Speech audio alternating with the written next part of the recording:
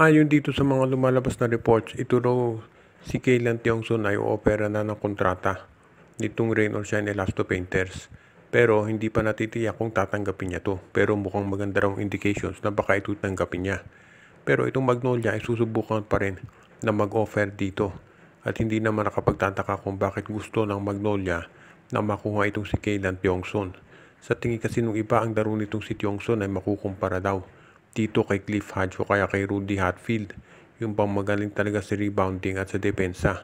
At sa tingin ko mukhang yan ang kinakailangan nitong Magnolia sa ngayon.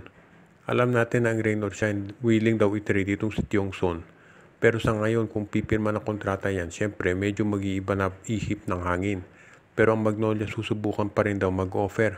Tignan natin kung sino pwedeng ibigay ng Magnolia kung kailangan magpasok sila ng isa pang team.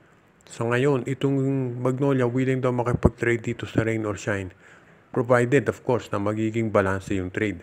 Ang tanong sino ang pwedeng ibigay ng Magnolia kapalit nitong si Kaylan Tiongson.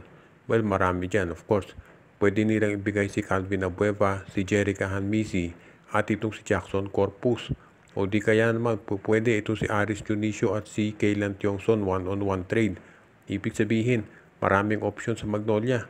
Ibig sabihin din, dito si Coach Yang Yao, kailangan pag-isipan munang mabuti kung mas maganda ba kung sa kanila manatili itong si Tiongson. Tandaan natin, 32 years old na itong si Tiongson. So at most, mga 3 years ang prime niyan dito sa PBA. Kaya abangan natin kung anong magiging desisyon ni Coach Yang Yao kung sakali na mas batang player ang i-offer ditong Magnolia Chicken Templados para sa kanila. So abangan muna natin ang magiging desisyon nitong si Coach Yang Yao at syempre si Coach Chito Victolero kung makukuha nila itong si Kaylan Tiongson mula dito sa Rain or Shine. Patuloy ang mga teams na nag-aagawan dito kay Troy Rosario dahil siya pa rin ay isang unrestricted free agent. Syempre ang gusto ng Blackwater Bossing ay makuha na itong si Rosario para sabay nilang magamit. Ibig sabihin, itong si Rosario at itong si Cedric Bearfield na sa kanilang lineup.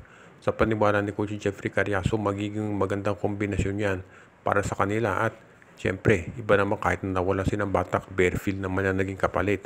Pero sa ngayon, syempre, itong si Rosario ay sinusubukan pa rin kunin nitong San Miguel, NLEX at TNT.